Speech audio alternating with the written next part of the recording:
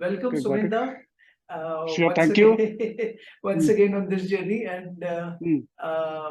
as per our conversation, I thought it would be interesting to pick up one of your posts and just do a deep dive and see what comes out. I mean, this is again an experiment that we are doing. Um, Right. But yeah, I know that you will definitely show the post in your video, in your edited video. I understand your format to give reference to that. But like let me kind of describe the post and the motivation of why I did it. So what I use LinkedIn platform is um, basically opinion sharing, which almost everybody knows, opinion sharing. But my angle of my LinkedIn content generation is to basically, as a senior professional, like I definitely I'm here in Silicon Valley since 1996, and my heart is with software development, system development, and basically technical management around it. So what I do is that I try to basically bring my own sometimes painful experience on LinkedIn in regards to this journey. And this is a journey dialogue channel. So it's a very perfect home for this kind of dialogues, and thank you for that. So coming to that post, what I did is basically uh, like uh, Tarun's Sukhani is one of my connection, and he sometimes puts insightful comments in my post. And we are kind of discussing laws, how things gets done, so how society moves and such and such. And often I invoke capitalism, communism, the difference, this, that, and how there may not be that difference and all those things. This kind of discussion goes on. And Tarun basically said, there is a law, fundamental law of society, is that it's a law of greed, and the law of greed, what he says, and which I kind of agree, is that the greed causes a lot of entropy. And if you look at the definition of entropy, from which is a very deep concept from physics and thermodynamics, is basically in the world, in the universe, the disorder continues to increase. If you have a glass full of water, that is in basically very low entropy state, because there are so many molecules and they are nicely bound within the glass. Then the glass topples, and all those water molecules, so they disperse. Some of them vaporizes and this and that, right? Eventually, so those molecules, they have not gone away. It's just that they entered into this more disorder state, and this universe is constantly basically going towards a higher entropic state, like the glass of water toppling down, all the gas dispersing, some of them vaporizing away, and this, that, and all those things, right? And if we want to do this glass of water again, and if you insist on the same molecules, that will be very difficult. So first we have to identify all the molecules, and then some of them vaporized, bring them somehow, spend a lot of energy, perhaps possibly in a closed system, and then put the glass in upstanding position, and then put the water back into the glass. So it is very difficult to get into a low entropy state, and that is why physicists argue that in all laws of physics, there is no directionality. Mass has no directionality. Speed doesn't have directionality, those kind of thing. But energy doesn't have a directionality. But time, a physical quantity, has directionality, and that directionality is basically from low entropy state to higher entropy state. Right now we are talking. I had my breakfast and all those things, so I'm talking. I'm spending my energy, and fortunately, we are capturing some of them in your video, but many things, my emotion, my hand movement, everything is basically going towards a higher entropy state because it is contributing to disorder in the universe. So then Tarun takes that entropy and say that it is also basically causing more and more chaos in the world. And if you see, like, there is one recorded video, right, in your channel on my name. If you go back to that conversation, it will basically see reflections of that law. Basically, as I said, that we need to be more uh, more accessible, more. I would not say distributive because that may be a dirty word, but we need to make the fruits of technology more accessible. For example, a better educational platform using ChatGPT. Now ChatGPT serving, not training, serving, just serving. That comes with a lot of cost. So how that cost will be made available? But large swath of the world can basically benefit from excellent education out of ChatGPT, because what it does is that it groks a lot of content, which takes a lot of money to train, and then makes it serving also is costly. It's not easy as search. It is costly. ChatGPT so it goes through massive tree, and then gives you the paragraph or two paragraphs that you're looking for. But it is wonderful. So again, so this greed causes entropy, and the reason it causes entropy because greed is narrowly focused, and narrowly focused means you are just focusing on your narrow architecture, and that might mean a lot of wasted effort on others part. For example, a startup, right? Often it's quite well known pattern. This pattern is very well known. But often a large percentage of the employees are basically left to dust, while funders and investors, they are well protected. Moment you go into a funder class, more or less, just because you founded a company, it can go to dust. But even in the hard crash and burn, founders sometimes they do okay. They do quite okay. So basically that is an example. That we can give countless of examples. So Tarun Sukhaji's law. But yeah, like greed causes entropy, and that is one thing you wanted me to mention. The other thing that you wanted me to mention is Cesar Hidalgo's book, right? Excellent book. So it's basically he's a MIT economist, and these are related because Tarun Sukhani's law is related to economics. Cesar Hidalgo also economist, and he has an excellent book, say why information grows, and what is the impact of information growing, and which is ChatGPT is one response, right? So we are not able to grok the constantly growing information as per Cesar Hidalgo's book. So what do we do? So we starting from innovation in 2017 or 18 to 17 on transformer technology, within 5 years or 6 years we come up with ChatGPT, and so it's a good example, like how to grok this ever increasing information as per Cesar Hidalgo. Excellent book. So those are the underpinnings of that post. Then in that post, what I did is that I tried to basically give an unfortunate example where my boss, as a senior director, kind of unknowingly or unknowingly got hoodwinked by agility, and that is what is forcing me to write my book with Devashish Ghosh. So basically, what we are trying to say is that the agility is just something on the side, like it's good to know, but hard dependence on the people on that principle, and using it as a process crutch, that will not take us anywhere, because what we are not doing by that is that we are not analyzing the underlying delivery complexity situation, which is basically a compound structure of people, process, and technology.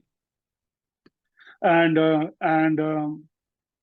if we do not manage that actively, and that's what will come out in our book, then it is currently in the proposal stage. We still have to see whether the proposal get accepted or not. But we have to see that the delivery science is what is carrying the day, and not agility or agile transformation. It's a good thing to have. It probably is a good thing to know at a C-suite as a strategic option. But just adopting digital transformation, mostly it is quite a waste of money until unless there is hard evidence that it is bearing fruit. And this is very difficult to continue in a high interest rate environment. If you see the multi-decade experiment with a near zero interest rate, it started around 2000. I am a big beneficiary of this. I bought my home in 2010, it has doubled. So I'm definitely a big beneficiary. But this cannot continue because because low interest rate in a economy which basically prints the reserve currency of the world has unfair advantage. Let me explain. Let's say that you print a $100 bill for 17 cents. It is not counterfeit because it is actually produced by US government, and then it can go some real physical thing out in the world, like 2 barrels of oil and all those things, and then it can actually strengthen the strong hegemony that the United States have on the rest of the world. The rest of the world, whoever is accumulating power. I'm not talking about Sri Lanka, and I may talk about India, but I'm definitely talking about China or Russia. They will not just sit idly and watch United States printing $100 for 17 cents and buying 2 barrels of oil. So that unhinged accumulation of power will not be allowed by other axes like China, Russia. They are formidable countries. They're formidable countries with having a lot of natural resources. Russia has 11 time zones. So they will not sit idly. So they will find something in my theory or theorization. They'll find something to basically upset the global order, which basically values this printed currency, a reserve currency. So if the world is peaceful and everybody wants to prosper, the US dollar, which takes $100, which takes only 17 cents to print, will be appreciated. But if there is no a stable world order, like Russia invading Ukraine or China invading Taiwan, then the hands of Federal Reserve will be forced, and people of USA will go through pains because it will cause inflation because of the offset of the globalization. And USA is a country which is unproportionally due to globalization. So that will be offset. And then, US will have to turn on itself to basically, instead of depending on globalization all over the world, USA will have to turn on itself and produce chips in Minnesota somewhere instead of Taiwan, because Taiwan may get invaded by China. Again, I'm not making anything up. Everything is there in the public domain. So basically, what to return to the topic, right? So as I said, the easy money policy, near zero interest rate, cheap money, started in 2000, went for 22 years, 2022. So if we look at the Federal Reserve funds rate, you can easily go and take a look. This high, I have not seen it in my, when I came. Before that, I didn't used to care or anything like that. When I came, gradually became aware of Federal Reserve and such monetary policies and all those things. So Agile, fortunately for many people, coincided with this easy money, unveiling of easy money policy. Otherwise, it would not have had this big run. So it basically coincided with this multi-decade, starting from 2000 or even earlier, near zero interest rate, easy money. And in that, it made sense, do feature, output, do something, throw something in the wall, do something. So that feature factory is heavily encouraged by Agile. Indiscriminate product management is heavily encouraged by Agile. But discretionary product management, be very careful. And discovery, very deep on discovery, very discretionary product management is Agile doesn't talk about, because Agile, the way it doesn't talk about is basically having unvarnished trust on a mythical entity called product owner. So once you do that, you can say once we have something from that mythical entity called product owner or product manager, we'll just go through the agility and then produce output. So I'll stop there. Yeah. No, this is wonderful, Soumen, that you laid this whole thing. In fact, a couple of curiosities that come to my mind is, you mentioned that there was this zero interest run for a long period of time, and that gave rise to a lot of experimentation and a lot of development of features and stuff. How would you respond to? I mean, I have a few observations from what you just said, but I'll just put this out first. One is, are you saying that, and in one of your posts you mentioned that, people got a little more over-indexed on delivery and output and not on discovery and outcome. And by that, do you also mean that one loses the sight on value creation for customer, value creation for shareholder, value creation for culture and other employees, and value creation for vendors, basically the balanced scorecard sort of thing? Not as a scorecard, but in an essence, balancing the different stakeholders, including the society at large. Are you hinting at that, or is there something else? Yeah, so it is, I'm basically hinting at that. So it is good for many stakeholders, so if Federal Reserve keeps the interest rate near zero and the market is flooded with money. So it's not only, the interest rate near zero, also the money has to be printed because the money supply, right? Money supply, so that you can get loans and such, right? So so if Federal Reserve does that, right, like, it does basically cause certain things which is beneficial of the monetary policy. The Federal Reserve is basically a private organization within the United States with a lot of power, say monetary policy setting power. So it does good to United States of America. As I said, I am a big beneficiary of that. But the rest of the world, the question is, rest of the world, how do they respond? And then the question is that if we are basically discussing the link of agility to cheap money and feature factories, then I'm not passing judgment. Like, if it is merry, then let us be merry. But the thing is that in a different landscape, which is high interest rate and global instability, or let's say war, China invading Taiwan, how do these complex, agile industrial complex, how do they respond? Because if there are waste built in the way things get done, then there is an invariant, the indefinite waste will not be tolerated. So it can go on for 20 years, but it will not go on for 50 years. That is too long a time to tolerate indefinite waste. So then, we are talking about systems theory, like this agile, the art of product management. Are they system theory bound? Means how do they prove that they are resilient and they are not fad oriented? There is solid science behind that, and that, but there is no at least for agility or agile, there is no such proof.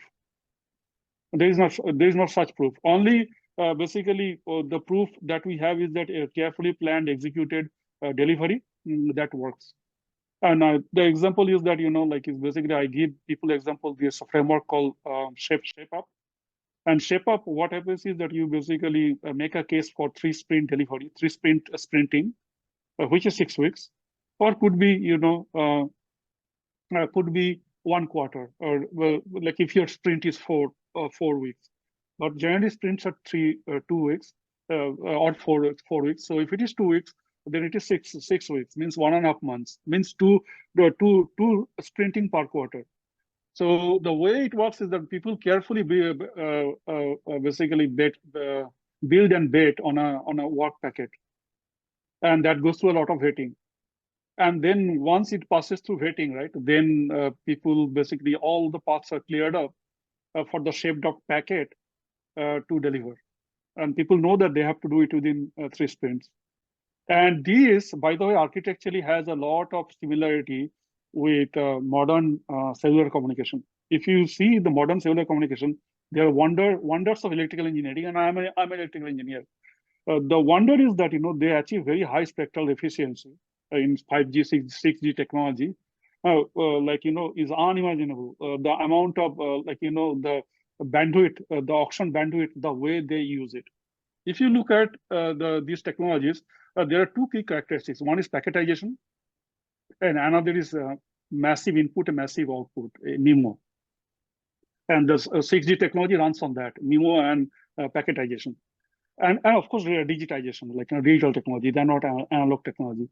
So from that, we can draw inspiration. If you carefully plan, bet, right, a packet, and keep the packet small, 3 sprints, then you can at least analyze the failure, and then there is no continuance. If you are not able to deliver 3 sprints, there is no automatic grant for another 3 sprints. No, that's not how it is. If you fail, you fail, and then you take your time to analyze. You can come back with another bit. If it is related to this failure, then you need to explain that why it failed last time and why it will not fail this time. But you do not get automatic continuation. So once you put this discipline, you will see that people will have to basically stand up, step up, and properly ship out.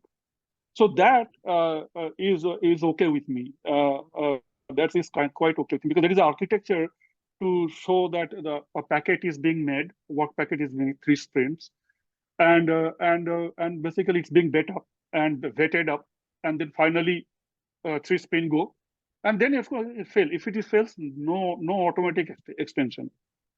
Okay, so going back to my post, right? I didn't see any of these in a spread out 30 squads spread out over Bosnia and Ukraine and such or India. So then it is basically becomes very stupid because where is your delivery science? Where is your proof architecture that any of them will work? And unfortunately, these fake agile or Fox agile, it keeps on going in many places without any proof of underlying delivery science indexed architecture. So that's a very serious issue. Actually, like in my post doesn't fully capture the seriousness of the issue, but that goes in the agile industry complex. And thanks for this opportunity. The post and this video, if it gets published, gives you the fully nuanced explanation what I tried to say. Basically, it comes back to your question, like what you are trying to say here. Yeah. So just to get a little more confirmation on this, so you are indeed saying that development, not for the sake of development, but development keeping in awareness the value creation or the outcomes for customer, for different stakeholders, basically. Right. And if we lose sight, that, and then once we make up our mind, right, we need to be very exact on delivery science. So what you said, plus once you commit to the delivery, then you need to be delivery science bound with clear accountability. There may be one. Sorry. Yeah. No, go ahead. Yeah. There may be one pushback to what I just heard. And the pushback would be, when you have these clients. So what's happening is you interact with client, and you interact with client, and the client has their own compulsions, and they got their own business objectives. There's also a lot of politics happening in the client. The CXOs are having different politics. The users are having their own journey. There's attrition happening in the organization, and they're not willing to give time for. For example, when you said that after 3 sprints, if you don't deliver the packet, and if it's not what was earlier planned, then you take a time. You don't get funded for the next sprint. You don't get sanctioned for the next sprint. But then that would automatically mean that the customer objective, your client objective, somewhere will get hurt. How do you respond to something like that? No, sure. Like this, what you are saying is not anything like deep or anything like that. All you are doing is that you are just drawing a logical conclusion, a very surface level from what I just said. So there is no way I can not I can deny that. Like it's just a plain logical conclusion. So the answer is yes. So it will basically definitely allude to the adverse impact that you said. So the thing is that that's why what typically product or value people do is that they create a buffer between this internal delivery mechanism and the external delivery commitment. And the right way to basically build a solid delivery organization is to have this buffer so that customers they do not get our clients do not get exposed to this internal delivery churns. but definitely from leadership point of view, impose this discipline. Basically, it's not imposition; it's just accountability. That this is how things happen, because there is a clearly articulated architecture, harkening back to 5G, 6G technology, like which basically has a very high utilization of the bandwidth. And this one we are talking about is not very part of. We are talking about delivery bandwidth. So just have this accountability discipline, and have this buffer between outer world and the inner world. So that is one way. That is one way, but that needs to be carefully planned. Yeah. You started off by describing Sukhani's law, Tarun Sukhani's law, and you talked about greed accelerates entropy, is what he says. There are two curiosities that come to mind. One is one man's greed could be another man's ambition. Where the person thinks in terms of making an impact in society and creating this kind of through innovation, changing lives and stuff. And the other is, I believe that not all entropy is bad. In a sense, there could be adaptive forms of it and maladaptive forms of it. As for you, when does it go? When does it move from ambition to greed, and when does it? Have you reflected on some things like these, or would you be reflecting soon about these? Yeah, definitely. So, again, like I basically have a cherished concept called model. So model is much more deeper concept compared to theories. So model is basically is a theater stage, where a theory, all the concepts in the theoretical universe plays out for the world to see and for the world to verify. So this first question, this greed and ambition, right? For that, if I can offer you a model, then it will be very good for my articulation. So if you look at Uber's history, right? Uber, which has done a good, but it is debatable. So, but like it's a very interesting case. If you look at Uber history and culture, basically because of their growth ambitions, they had to basically have a culture which is very brutal inside Uber. So, like there was no comfort in any time anybody can poach your team members, or there was a hard charging culture. This also a lot of sexual harassment and such and such. Not at all a good suitable place for women. But as you can see, right, like since Uber was very growth focused, and like there were a conference call at 1 a.m., 2 a.m., nothing, no holds barred. And if you miss that, you will go down in your ranking and such and such. So as you can see, like all this thing comes at a cost, and Uber had to grow, and Lyft, as you see, is going through problems. And if you see Uber's stock price and Lyft's stock price, there's wide divergence. So they had to bring a new CEO. So this technology industry, what I'm trying to say, after having experience since 1996, that is not for everybody. So if you are okay with the things that goes in the technology industry, then you are free to enter at your own risk. This includes females as well. So, like, there is a very famous incident. Susan McDowell, she joined and then she went through onboarding, and then she was assigned a team. First day, her boss proposed her out, saying that I'm having a problem with my romantic life and something like that. She immediately, and it was very direct proposal, a very direct proposal. She sent it to HR. HR didn't do anything. And I am not making anything up. In your edit, you can give that post, very famous post, a strange year at Uber. She went through, worked with HR. HR, by definition, universally protects management and company. So nothing happened, and then she had to leave. And then this came out, and this became famous, viral. Uber CEO had to quit, and he sold all his holdings within 1 month. So that same person who enabled Uber culture had to quit under pressure. Travis. So again, nothing is made up. Now we can just take a look at the strange year at Uber, and so basically, yeah, enter at your own risk, and that's what I do. I don't pass judgment. I just say these are the conditions. You mentioned about Chris Caesar Hidalgo's Book. Why Information Grows, and I think it comes close to something that I read some time back from Joseph Tainter, complexity researcher. who basically talks about that as the complexity grows, basically what's happening is there are too many differentiated parts having non-linear relation giving rise to emergent properties, and it becomes difficult to integrate that and hold that complexity together. Does this sound similar to what Caesar is saying? Yeah, absolutely. Yeah. So I definitely strong believer in emergent properties, and recently I had an invite from PMI for a volunteer conference helping Turkey earthquake, and I did that presentation. And there, basically, I talked about adaptive project management, and the adaptive project management is basically having all your options open, or at least plan for it to tackle known unknown and unknown unknown. So so basically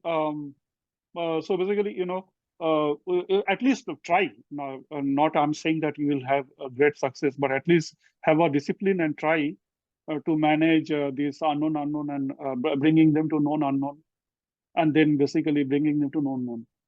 So so so so I definitely believe in this complexity and emergent properties, and with advent of AI, I think it's only going to accelerate because we do not know how these powerful tools will basically feed into society, how they will shape up our children's mind, or how quickly they will accelerate the good, or how quickly they will accelerate the difference or inequality. So, so as you know, my wife says that she says smartphone was a very bad invention because I am on the smartphone quite a lot of time, and she keeps on saying that it's a very bad invention. But we also have a hybrid car. She says it's a very good invention. It gives us 55 miles per gallon. And then we talked about there could be one day 100 miles per gallon, but then there is the electric cars and such and such.